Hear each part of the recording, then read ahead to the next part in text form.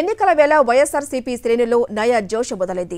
ఓవైపు మేమంతా సిద్ధం పేరిట సీఎం జగన్ రాష్ట్ర వ్యాప్త బస్సు యాత్ర చేపట్టనుండగా అభ్యర్థులంతా గడప గడపకు వెళ్లి ఏపీలో క్లీన్ స్వీప్ దిశగా ముందుకు సాగుతున్నారు.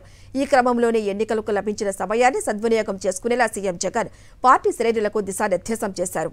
పార్టీ రీజనల్ కోఆర్డినేటర్లతో సమావేశమైన ఆయన ఎన్నికల సందర్భంగా అనుసరించాల్సిన వ్యూహాలపై సలహాలు, సూచనలు అందించారు.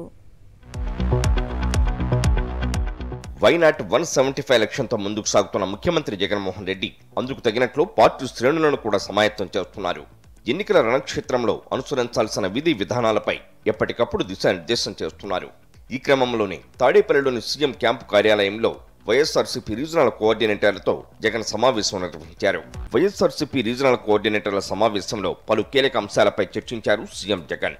బస్సు యాత్ర, రూట్ మ్యాప్, మేనిఫెస్టో వంటి అంశాలతో పాటు 3 పార్టీల కూటమిని ఎదుర్కొనే కార్యాచరణపై పార్టీ నేతలకు దిశానిర్దేశం చేశారు సీఎం జగన్మోహన్ రెడ్డి. ఎన్నికల కమిషన్ ప్రకటించిన షెడ్యూల్ మేరకు మే 13న ఏపీలో ఎన్నికలు జరగనున్నాయి. ఈ సమయాన్ని అభ్యర్థులంతా సద్వినియోగం చేసుకోవాలన్న జగన్ ప్రతి గ్రామ సచివాలయాన్ని సందర్శించి వీలైనంత ఎక్కువ మంది ప్రజలను కలిసేలా ప్రణాళిక రూపొందించుకోవాలన్నారు. పార్టీ అభ్యర్థులు రూపొందించుకునే కార్యక్రమాలకు రీజనల్ కోఆర్డినేటర్లు దిశానిర్దేశం చేయాలని సూచించారు జగన్. మామూలుగా అయితే ఫస్ట్ ఫేజ్ అయితే ఉండేది కాదు.